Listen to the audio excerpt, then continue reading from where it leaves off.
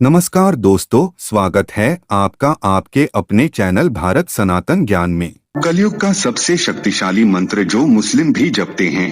अक्सर हमारे मन में सवाल आता है कि कलयुग का सबसे शक्तिशाली मंत्र कौन सा है, तो इसका जवाब बहुत ही सरल है। दरअसल पुराणों में एक कथा है जिसमें ब्रह्मा जी बताते हैं कि कलयुग में 16 अक्षरों वाला हरे राम राम राम हरे हरे महामंत्र ही सबसे शक्तिशाली मंत्र है। नमस्कार दोस्तों, स्वागत है आप सभी का हमारी एक नई प्रस्तुति में। आप हमारे चैनल पर पहली बार आए हैं तो कृपया चैनल को सब्सक्राइब अवश्य कर लीजिएगा। यह कथा कलिसंतरण उपनिषद में आती है, जिसमें नारद जी ब्रह्मा जी से पूछते हैं कि कलयुग में जीवों का उद्धार कैसे होगा।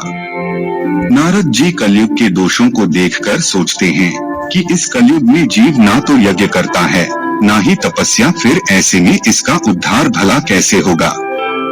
ब्रह्मा जी कहते हैं कि कलयुग में भगवान का नाम उच्चारण करने से ही व्यक्ति के सारे दोष दूर हो जाएंगे। फिर नारद जी पूछते हैं कि वह कौन सा नाम है। ब्रह्मा जी कहते हैं कि यह 16 अक्षरों वाला हरे राम महामंत्र ही कलयुग का सबसे शक्तिशाली मंत्र है। नारद जी ने पूछा कि इसके जपने की क्या विधि है।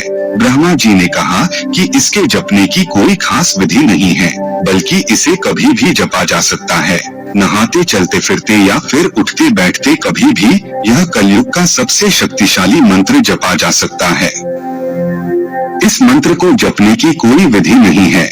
यहाँ तक कि कर्तव्यों का त्याग करने वाला व्यक्ति भी इस मंत्र के जाप से पाप रहित हो जाता है। चोरी करने वाला, झूठ बोलने वाला, मदिरा पीने वाला भी इस मंत्र के जाप से परम पवित्र हो जाता है।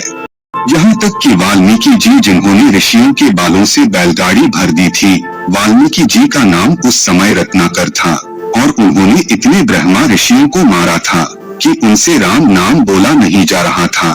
तब उल्टा नाम मरा जप करके ही ब्रह्मा के समान हो गए। इस मंत्र का उल्लेख अग्नि पुराण में भी मिलता है और इसके साथ ही इस महामंत्र का उल्लेख अन्य जगहों पर भी किया गया है।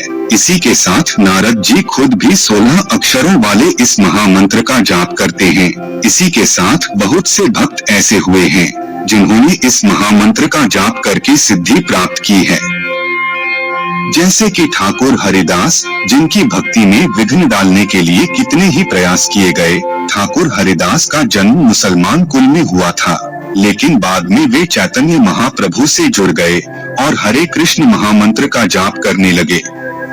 चैतन्य महाप्रभु ने महामंत्र को थोड़ा सा बदल दिया और हरे राम राम की जगह हरे कृष्ण महामंत्र कर दिया। महाप्रभु के अनुयायी हरे कृष्ण महामंत्र का ही जप करते हैं।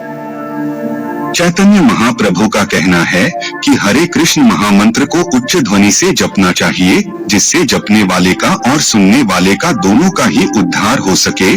ठाकुर हरिदास जी का कहना है कि उच्च ध्वनि से जाप ज्यादा असरदार होता है, क्योंकि ऐसा करने से जप करने वाले और सुनने वाले दोनों का ही लाभ होता है। उच्च ध्वनि से जाप करने से छोटे छोटे जीव जंतु जैसी चींटी इत्यादि का भी उद्धार होता है। वहीं कुछ लोगों का मानना यह भी है कि उच्च ध्वनि में जाप करना उतना असरदार नहीं होता जितना मानसिक जाप होता है। मनुस्मृति में भी यह बताया गया है कि मानसिक जाप उच्च ध्वनि के जाप से कई गुना अधिक होता है। गौड़ीय मठ वाले चैतन्य महाप्रभु के समर्थक हैं और यह उच्च ध्वनि से महामंत्र का जाप करते हैं। वहीं कुछ दूसरी संप्रदाय वाले मानसिक जाप करते हैं। गौड़ीय वैष्णवों का मानना है कि यह महामंत्र आध्यात्मिक जगत से जीव का संबंध जोड़ता है। इस्कॉन के संस्थापक आचार्य श्री प्रभुपाद जी का कहना है कि यह महामंत्र हमारा संबंध भगवान कृष्ण से जोड़ता है और जो भी व्यक्ति इस हरे कृष्ण महामंत्र का जाप करता है वह जन्म मरण से मुक्त हो जाता है। कई महापुरुषों का कहना है कि महामंत्र को उच्च स्वर में जपना चाहिए, क्योंकि मन बहुत ही चंचल है और इसको किसी एक मंत्र पर एकाग्र करना बहुत ही मुश्किल होता है, लेकिन उच्च स्वर में जाप करना बहुत ही सरल होता है और इसमें अधिक प्रयास की आवश्यकता नहीं पड़ती। गोस्वामी तुलसीदास जी भी कहते हैं कि योगी भगवान के नाम का अपनी जीभ के द्वारा जाप करके जाग जाते हैं और ब्रह्मा सुख का अनुभव करते हैं। वीडियो पसंद आए तो लाइक करें और कमेंट में जय श्री राम जय श्री कृष्णा जरूर लिखें।